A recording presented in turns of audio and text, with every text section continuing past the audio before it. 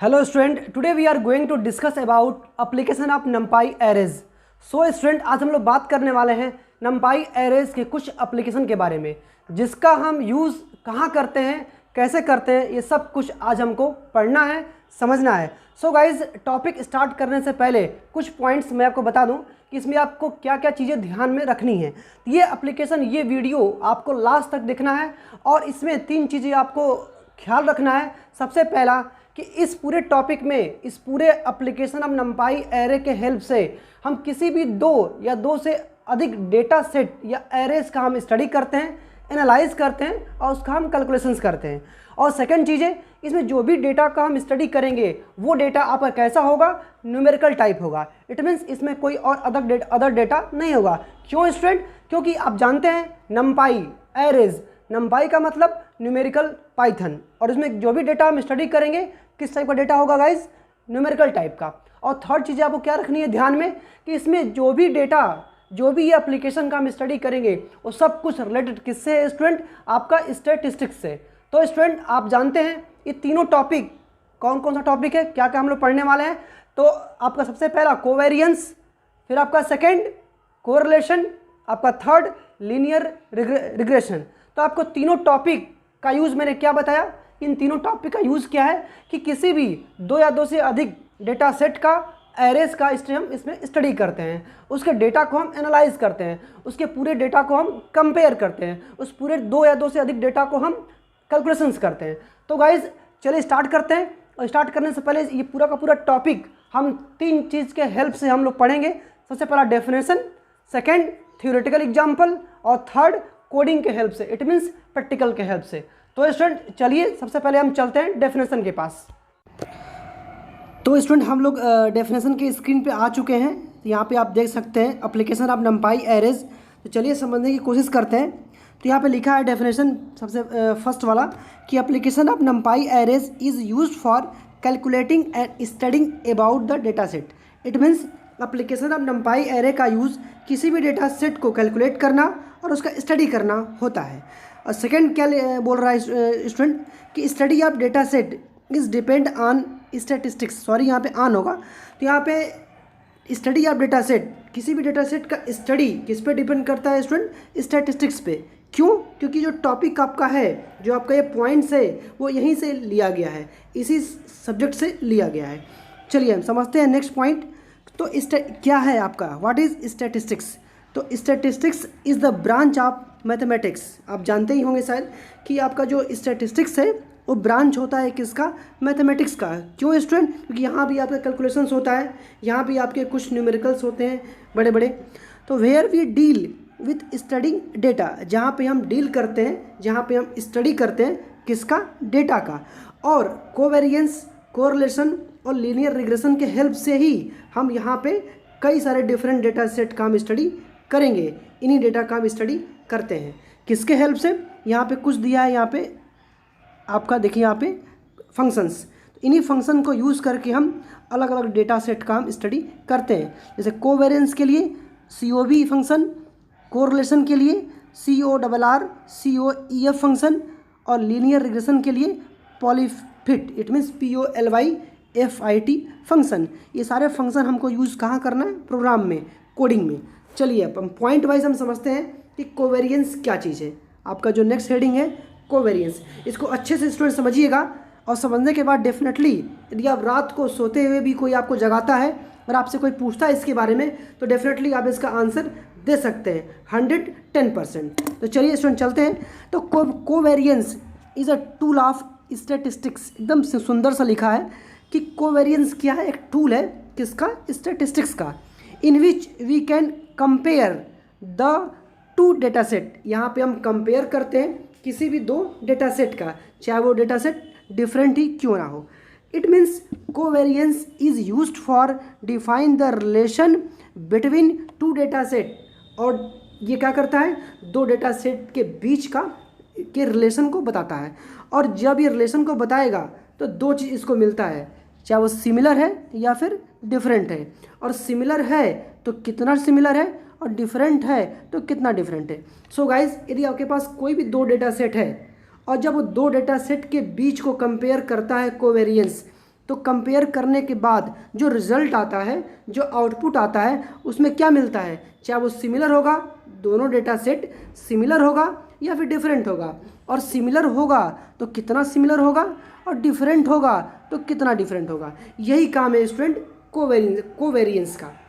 चलिए, I hope कि आपको इजीली समझ में आ रहा होगा। चलते हैं आगे हम। यहाँ पे कुछ एग्जांपल के हेल्प से हम समझते हैं कि सिमिलर कैसे और डिफरेंट कैसे। चलिए यहाँ पे देखिए, यहाँ पे दो आपके पास वेरिएबल है, एक आपका x, मैं दिखा दूँ आपको, एक आपका x और एक आपका y। x में कुछ डेटा है और y में आपका कुछ डेटा है, और दोनों आपस में क्या हो रहे हैं, कंपेयर। इनको हम समझते हैं इन पॉइंट से। तो पॉइंट नंबर 1 क्या बोल रहा है कि 2 variables hold some data in array. अभी मैंने बताया कि 2 वेरिएबल्स हैं और दोनों वेरिएबल्स कुछ ना कुछ डेटा को होल्ड किए हुए हैं, स्टोर है। Second points, covariance compare 2 data sets and tells how similar और how different data sets. It means student, covariance का यही मेन काम होता है। क्या मेन काम होता है कि वो किसी भी 2 डेटा सेट को कंपेयर करता है, और कंपेयर करने के बाद वो बताता है कि सिमिलर है कि डिफरेंट है। सिमिलर है तो कितना सिमिलर है, और डिफरेंट है तो कितना डिफरेंट है। बस यही आपको मेन पॉइंट्स पकड़ना है। ये कैसे काम करता है हम लोग जानेंगे, समझेंगे, सीखेंगे कोडिंग में। आइए हम चलते हैं थर्ड पॉइंट्स के पास। थर्ड पॉइंट क्या बोल रहा है स्टूडेंट कि a high positive covariance between data sets tells they are strongly similar, and high negative covariance tells they are very dissimilar. It means जब वो कंपेयर करेगा तो बताएगा सिमिलर या डिफरेंट, सिमिलर या डिफरेंट। तो इसमें क्या होता है, यदि वो सिमिलर ज़्यादा है तो उसको हम बोलेंगे क्या चीज़। यहाँ देखिए, मैंने यहाँ पे बनाया है कुछ डायग्राम। मैं डायग्राम के हेल्प से मैं समझाने की कोशिश करता हूँ। देखिए यहाँ पे, तो यहाँ पे कोवेरिएंस और यहाँ पे 2, एक पॉजिटिव एक हाई पॉजिटिव। मतलब यदि आपका सिमिलर ज़्यादा होगा तो उसको आप क्या बोलोगे, हाई पॉजिटिव, स्ट्रांगली सिमिलर। यदि आपका उसमें निगेटिव ज़्यादा होगा उसको आप क्या बोलोगे, वेरी डिसिमिलर। यदि आपका सिमिलर हुआ, सिमिलर आपका ज़्यादा हुआ तो उसको आप क्या बोलोगे, स्ट्रांगली सिमिलर। उसी को हम क्या बोलेंगे, हाई पॉजिटिव। यदि आपका निगेटिव ज़्यादा हुआ, हाई निगेटिव, तो उसी को हम क्या बोलते हैं, वेरी डिसिमिलर। इसमें एग्जाम्पल, सिंपल एग्जाम्पल दूँ और एग्जाम्पल आपको बताने की कोशिश करूँ तो आप समझ सकते हैं। जैसे मान लीजिए कोई एक कंपनी है, किसी कंपनी में 2 लोग काम कर रहे हैं, एक ए है और एक बी है, तो दोनों का कुछ ना कुछ सैलरी मिल रहा होगा। यदि ए वाला आदमी बी से कंपेयर करता है तो कंपेयर करने के बाद उसको यही मिलेगा ना कि ए की सैलरी बी के सिमिलर है या फिर डिफरेंट है, यही होगा।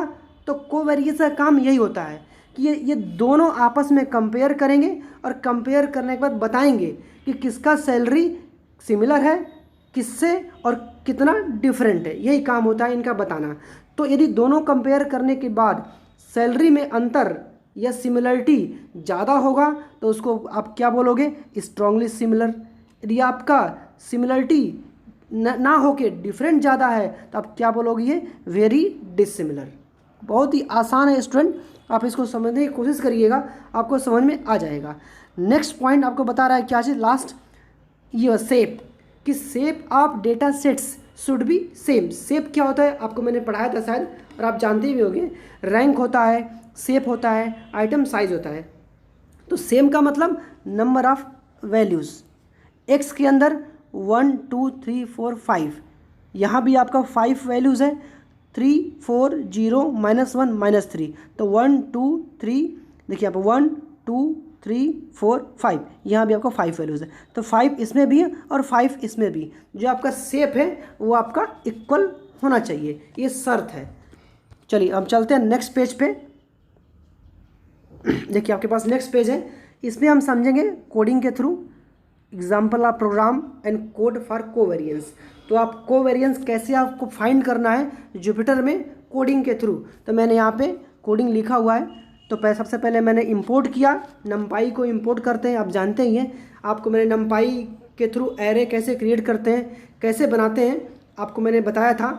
और जानते ही हैं नमपाई मतलब न्यूमेरिकल पाइथन, कैसे हम अलग अलग न्यूमेरिकल्स को हम स्टोर करते हैं, उसको प्रिंट करते हैं, डिस्प्ले करते हैं। चलिए, आपको यदि नहीं जानते होंगे तो आप पिछला वीडियो मेरा देख लीजिएगा या पढ़ लीजिएगा, नहीं समझ में आएगा तो आप पूछ सकते हैं। चलिए, सबसे पहले मैंने numpy को इंपोर्ट किया।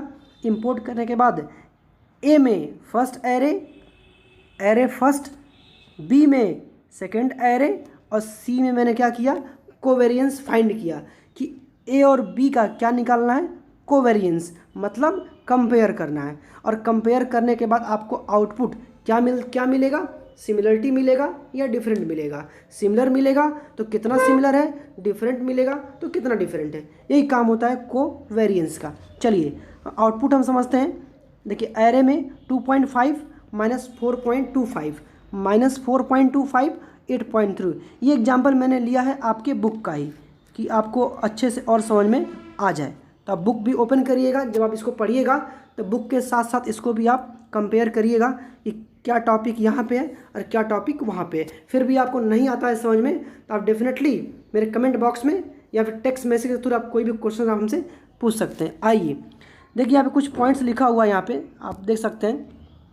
मैं आपको दिखा दूँ, कोवेरिएंस एरो देखिए बताया है कि covariance negative values indicate they are not very similar. ये क्या बोल रहा है, नेगेटिव है बट नॉट वेरी सिमिलर, ये बहुत ज़्यादा सिमिलर नहीं है। क्योंकि आप जानते हैं यदि यही होता -1, यदि यहाँ पे होता -1 तो ये क्या होता, वेरी या फिर वेरी डिसिमिलर। आप जानते हैं -1 सबसे बड़ा होता है, डिसिमिलर इट मीन्स डिफरेंट का पॉइंट्स बता रहा है कि नेगेटिव वैल्यू इंडिकेट कर रहा है but they are not very similar, क्योंकि वो सिमिलर नहीं है, क्योंकि आप यहाँ पे माइनस पॉइंट्स है, निगेटिव पॉइंट है।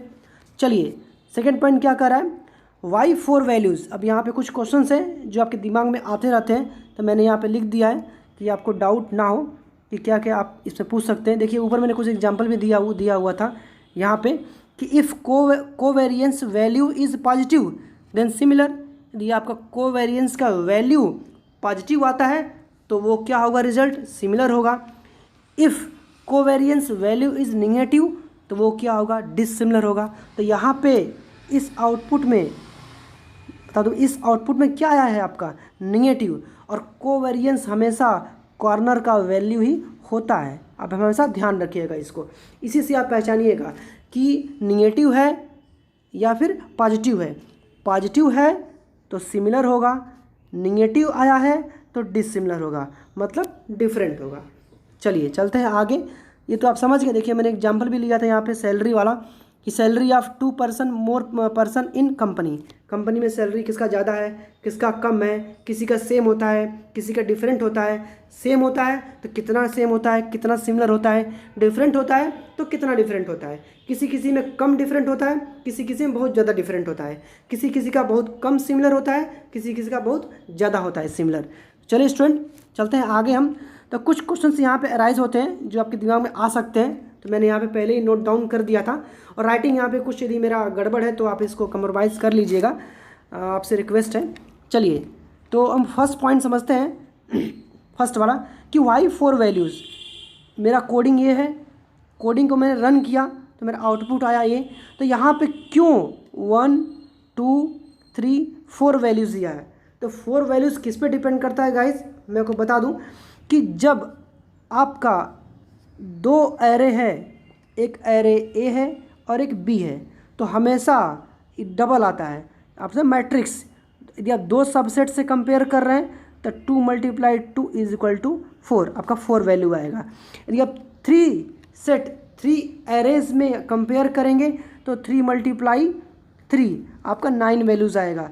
यदि आप 4 डेटा सेट में 4 एरेज को कंपेयर कर रहे हैं तो 4 × 4 = आपका 16 वैल्यूज़ आएगा।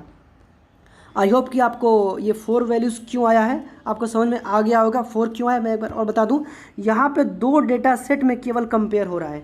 जब 2 डेटा सेट में कंपेयर हो रहा है तो 2 × 2 = 4, इसलिए यहाँ पे कितना वैल्यूज़ आया है, 4 वैल्यूज़ आया है। आई थिंक आपको समझ में आ गया होगा। नेक्स्ट पॉइंट की बात करते हैं, वेयर इज़ कोवेरिएंस। अभी मैंने बताया कि वैल्यू आपका आउटपुट आ गया है, तो आप कैसे पहचानोगे कि कोवेरिएंस कौन सा है। तो हमेशा कॉर्नर वाला पॉइंट्स, मैं बता दूँ आपको, कॉर्नर वाला पॉइंट्स ये आपको कोवेरिएंस को डिनोट करता है। इसमें आपका ये है और यहाँ पे आपका ये है। चलिए चलते हैं आगे। नेक्स्ट पॉइंट क्या बता रहा है कि नॉट, देखिए यहाँ पे not very similar why, how to compare. अभी मैंने बताया दोनों के बारे में कि नॉट वेरी सिमिलर, ये बहुत सिमिलर नहीं है, क्योंकि जो आउटपुट आया है वो निगेटिव में आया है, पॉजिटिव में नहीं आया है। चलिए अब कंपेयर कैसे किया है मैं अभी आपको बताऊंगा, या फिर आपको इस कोडिंग के थ्रू आपको समझ में आ गया होगा। चलिए आइए आगे आते हैं। यहाँ पे देखिए, यहाँ पे कंपेयर कर रहा है, देखिए यहाँ पे कंपेयर है, तो ए एंड बी दोनों का कंपेयर हुआ है। मैं इसे बता दूँ आपको, ये ए है और एक बी है। तो कैसे कैसे आता है, तो पहले जो ए है ये कंपेयर करता है पहले खुद से, जब खुद से कंपेयर किया तो 2.5 आया, जब ए कंपेयर किया बी से तो -4.25 आया, फिर बी ने कंपेयर किया ए से तो क्या मिला इसको -4.25, फिर बी ने किया खुद से कंपेयर तो क्या मिला इसको 8.3 मिला। ऐसी कंपेयर होता है। और इसको यदि आप कंपेयर कर मैन्युअली यूज़ करते हैं, आपके बुक में फार्मूलाज दिया हुआ है मैन्युअली के लिए, लेकिन आपको मैन्युअली यूज़ नहीं करना होता है। आपको प्रोग्रामिंग में यदि आप कर रहे हैं, पाइथन आप कर रहे हैं, इसमें आप केवल फंक्शन का यूज़ करके उस डेटा सेट के हेल्प से आपको कोवेरिएंस निकालना होता है। चलिए हम चलते हैं आगे आप नेक्स्ट पेज पे। आई होप कि आपको कोवेरिएंस समझ में आ गया होगा। चलते हैं आगे अब। सो स्टूडेंट, अब हम बात करेंगे कोरिलेशन का। तो कोरिलेशन, जो आपका कोरिलेशन होता है, ये काफ़ी मिलता जुलता होता है किससे, कोवेरिएंस से। तो क्या बोल रहा है डेफिनेशन, आइए समझने की कोशिश करते हैं। तो correlation is a very similar concept to covariance. जो आपका कोरिलेशन का जो कॉन्सेप्ट होता है वो काफ़ी सिमिलर होता है किसके, कोवेरिएंस के। तो क्या होता है, इसका काम क्या है, इसका यूज़ क्या है, ये क्या करता है। तो correlation means when you need to know only whether two data sets are similar and different। मतलब कोई भी दो डेटा सेट जब कंपेयर होता है तो कोरिलेशन का काम क्या होता है, वो सिर्फ ये बताता है कि सिमिलर है या डिफरेंट है। कोरिलेशन का काम ये नहीं है कि सिमिलर है तो कितना सिमिलर है, डिफरेंट है तो कितना डिफरेंट है। इसका काम सिर्फ क्या है कि दो, जैसे मान लीजिए यहाँ पे ए नाम का कोई डेटा सेट है, बी नाम का कोई डेटा सेट है, दोनों को आपस में कंपेयर करेगा और कंपेयर करने के बाद सिर्फ ये बताएगा कि सिमिलर है या डिफरेंट है। इसका काम ये नहीं है कि सिमिलर है तो कितना सिमिलर है, डिफरेंट है तो कितना डिफरेंट है। ये काम किसका है, कोवेरिएंस का है। तो कोवेरिएंस दोनों बताएगा, सिमिलर भी डिफरेंट भी, और इसके साथ साथ कितना सिमिलर है और कितना डिफरेंट है। बट कोरिलेशन का काम क्या है, सिर्फ बताएगा कि सिमिलर है या फिर डिफरेंट है। आई होप कि आपको ये भी समझ में आ गया होगा। यदि आप कोवेरिएंस समझ गए तो कोरिलेशन आपको समझना काफ़ी आसान हो जाएगा। चलते हैं आगे। देखिए आगे लिखा भी है, and not how similar are how different. इसका काम ये नहीं है। तो यूज़ कोरिलेशन। तो to calculate correlation you can use COEFF, coefficient. ये फंक्शन है, इसी फंक्शन का यूज़ करके हम कोरिलेशन को फाइंड करते हैं जुपिटर में, इस कोडिंग के हेल्प से। इस कोडिंग में सिंटैक्स है आपका, नंपाई को मैंने इंपोर्ट किया, सब कुछ वही है, सारे रूल्स, सारे रेगुलेशन, सिंटैक्स, लिखने का तरीका, सब कुछ कोवेरिएंस जैसा ही है। बट बस आपको यहाँ पे क्या लिखना होता है, जो आपने लिखा है np.cov, यहाँ पे आपको क्या लिखना पड़ेगा, np.corrcoef। बाकी सब कुछ वही रहेगा। इंपोर्ट हुआ first array, second array, correlation निकालेंगे, सी को प्रिंट कर देंगे और यहाँ पे आपका आ गया आउटपुट। बाकी सब वही होता है। यहाँ पे देखिए 1, इसमें क्या होता है, जब खुद का खुद से कंपेयर करेगा तो हमेशा आपका क्या आएगा, 1 ही आता है वैल्यू। ये आपका सेकंड ऐसी, यहाँ भी 4 वैल्यूज़ हैं, 4 वैल्यूज़ क्यों आया, ये सब कुछ डिस्कशन हम लोग पहले कर चुके हैं। चलिए अब हम चलते हैं सेकंड पेज के पास। आई होप कि आपको कोरिलेशन में समझ में आ गया होगा। ये पूरा का पूरा कोडिंग, ये इसका कोडिंग है, मैंने कोवेरिएंस का बताया वो कोडिंग है, सब कुछ जुपिटर में करके मैं आपको बताऊँगा। चलिए चलते हैं अब नेक्स्ट पेज के पास। देखिए अब हम लोग समझते हैं क्या चीज़, लीनियर रिग्रेशन। ये आपका थर्ड फंक्शन है डेटा स्टडी का। ये देखिए इसमें हम लोग यूज़ करते हैं पॉलीफिट, जो फंक्शन का नाम है वो पॉलीफिट है। आप फंक्शन यूज़ किए होंगे बहुत सारा, मीन, मैक्स, उसमें मीन, मीडियन, मोड। आपको केवल क्या करना होता है, फंक्शन का यूज़ करना होता है और आपका कुछ डेटा दिया होता है और आपका ऑटोमेटिक आंसर, ऑटोमेटिक आपका जो आउटपुट है वो आपको मिल जाता है। चलिए बस हम लॉजिक हम सेट करते हैं। देखिए ये इसका यूज़ हम करेंगे पॉलीफिट से। इसको क्या बोलते हैं, पॉलिनोमियल फैक्टर। और पॉलिनोमियल क्या होता है, आप शायद मैथ्स में पढ़े होंगे कि वन टर्म्स और more than one terms. Terms का यहाँ मतलब क्या है, यह मैंने लिखा हुआ है नीचे कहीं, यहाँ देखिए टर्म्स का मतलब वेरिएबल्स एंड कांस्टेंट। अभी हम लोग इसकी बात हम लोग करते हैं कि पॉलिनोमियल का मतलब जिसमें कई सारे वेरिएबल्स और कांस्टेंट हों, उसको क्या बोलते हैं, पॉलिनोमियल। चलिए चलते हैं आगे हम लोग। तो ये क्या बोल रहा है कि linear regression is a method use to find a relationship between dependent variable and set of independent variables. इस डेफिनेशन का मेन लाइन यही है, मतलब लीनियर रिग्रेशन रिलेशनशिप बताता है किसके बीच में, एक डिपेंडेंट वेरिएबल और इंडिपेंडेंट वेरिएबल के बीच। इट मीन्स डिपेंडेंट वेरिएबल्स और इंडिपेंडेंट वेरिएबल्स के बीच के रिलेशन को बताने का काम किसका है, लीनियर रिग्रेशन का है। अब समझते हैं ये डिपेंडेंट और इंडिपेंडेंट क्या होता है, इन दोनों में क्या डिफरेंट है। तो मैंने नीचे, अब ये कोडिंग थोड़ा सा हम स्किप करते हैं, पहले आपको समझाते हैं कि दोनों में क्या डिफरेंट है। आइए आते हैं आगे। तो यहाँ पे मैंने कुछ बनाया है, यहाँ पे डायग्राम एग्जाम्पल भी मैंने लिखा है। देखिए यहाँ पे आपका एग्जाम्पल है, इसमें LR मतलब लीनियर रिग्रेशन, पहला डिपेंडेंट वेरिएबल सेट और इंडिपेंडेंट वेरिएबल सेट, इसमें दो सेट होता है, एक को बोलते हैं डिपेंडेंट, एक को बोलते हैं इंडिपेंडेंट। आपको इसमें समझना है कि इंडिपेंडेंट क्या होता है और डिपेंडेंट क्या होता है। चलिए तो मान लीजिए एक कंपनी है, कंपनी में आपको क्या फाइंड करना है, find the annual sale, find the annual sale, मतलब उस कंपनी का जो एनुअल सेल हुआ है वो कितना है। तो इसमें आपका डिपेंडेंट क्या होगा और इंडिपेंडेंट क्या होगा। तो मैंने यहाँ पे लिखा है, देखिए एनुअल सेल, जो आपका एनुअल सेल होगा वो हमेशा उसका जो आउटपुट आएगा वो किस में आएगा, न्यूमेरिक में ही आएगा। और इसी न्यूमेरिक की हम बात करते हैं नंपाई में, पाइथन में न्यूमेरिक डेटा। जो आपका एनुअल सेल का जो न्यूमेरिक वैल्यू होगा उसको हम क्या बोलेंगे, डिपेंडेंट, वो डिपेंडेंट होगा। और इस एनुअल सेल को कुछ अफेक्ट करने वाले फैक्टर होते हैं, क्योंकि एनुअल जो सेल निकलता है उसके पीछे बहुत सारे फैक्टर्स काम करते हैं। वो क्या होता है, number of employees, product sale, product manufacturing, profit and loss, बहुत सारे इसमें टर्म होते हैं। तो ये सब फैक्टर्स अफेक्ट करते हैं एनुअल सेल को। तो इसको हम क्या बोलेंगे गाइस, ये आपका होता है आपका इंडिपेंडेंट।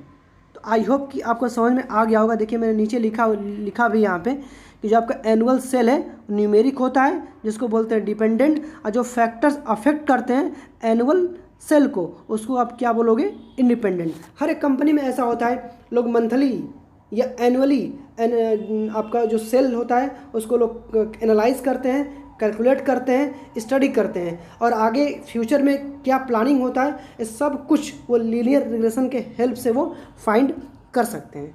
चलिए चलते हैं आगे हम। तो यहाँ पे आपका कोडिंग है, कोडिंग से पहले मैं आपको समझाने की कोशिश करता हूँ। ये linear regression is working on, ये इसका वर्क किस पे डिपेंड करता है, क्या क्या इसमें टर्म होता है। तो सबसे पहले इसमें इसका पूरा का पूरा जो मेथड होता है वो एक लाइन पे, इक्वेशंस पे, ग्राफ पे डिपेंड होता है, जिसमें एक्स एक्सिस जो आपका एरे 1 को रिप्रेजेंट करेगा, वाई एक्सिस एरे 2 को रिप्रेजेंट करेगा, और डिग्री क्या होता है गाइस, देखिए यहाँ पे जो यहाँ पे 1 यूज़ हुआ है इसी को हम क्या बोलते हैं, डिग्री क्या होता है मैं आपको बता रहा हूँ अभी। देखिए यहाँ पे लिखा भी है कि टोटल नंबर ऑफ कांस्टेंट -1, मतलब किसी भी इक्वेशन में जो आपको कांस्टेंट होता है, जैसे मैं आपको नीचे समझाऊं एग्जांपल से। देखिए यहाँ पे मान लीजिए यहाँ पे एक इक्वेशन है, मैं समझाऊं। इक्वेशन है y is equal to a multiply x plus b and x is equal to 0 1 2 3 4। यहाँ पे y is equal to a multiply x plus b, यहाँ पे x का वैल्यू दिया है। यदि हम x का वैल्यू x की जगह पुट करते हैं तो y का वैल्यू मिल जाता है, बट मुझे ए और बी का वैल्यू फाइंड करना होगा। तो ए और बी का वैल्यू को ही फाइंड करने के लिए, ए और बी के वैल्यू को फाइंड करने के लिए हम किसका यूज़ करते हैं, लीनियर रिग्रेशन का। और यहाँ पे मैंने लिखा है वेयर एक्स और वाई क्या है, वेरिएबल है, ए और बी क्या है, कांस्टेंट है। और इसी कांस्टेंट वैल्यू को फाइंड करने के लिए हम किसका यूज़ करते हैं, लीनियर रिग्रेशन का। तब जाके मुझे क्या मिलता है, ए और बी का वैल्यू। चलिए आइए क्या करते हैं इसके लिए। चलिए मैं आपको बताऊं डिग्री क्या होता है, डिग्री को आप कैसे आपको फाइंड करना है मैं आपको दिखा दूं। देखिए यहाँ पे, पर इस पे देखिए टोटल नंबर ऑफ कांस्टेंट। तो इस इक्वेशन में मैंने क्या बताया, टोटल नंबर ऑफ कांस्टेंट कितना है, तो 2 है। मैंने अभी बताया यहाँ पे नीचे देखिए ए और बी।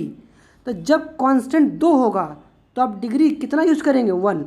यदि आपका कांस्टेंट 3 होगा तो डिग्री कितना यूज़ करेंगे, 2। तो यहाँ लिखेंगे आप 2। यदि आपका कांस्टेंट 4 होगा तो आप डिग्री कितना लिखेंगे, 3। हमेशा एक कम। इसीलिए मैंने यहाँ पे क्या लिखा है कि टोटल नंबर ऑफ कांस्टेंट -1।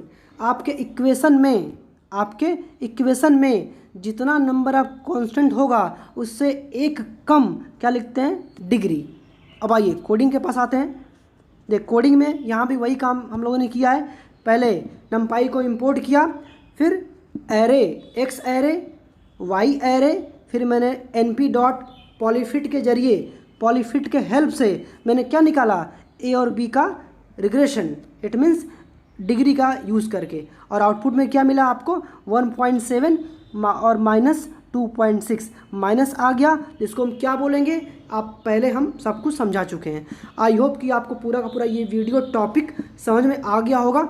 अब सिर्फ क्या बाकी है स्टूडेंट, तो प्रैक्टिकल कोडिंग, कुछ नहीं करना है। मैं कोडिंग हर एक का कोडिंग में पेज पे लिख दिया हूँ, आप खुद करिए या फिर मैं आपको बताऊँगा प्रैक्टिकली करके लैपटॉप पे। तो आई होप कि ये सारा का सारा टॉपिक वीडियो आपको समझ में आया होगा।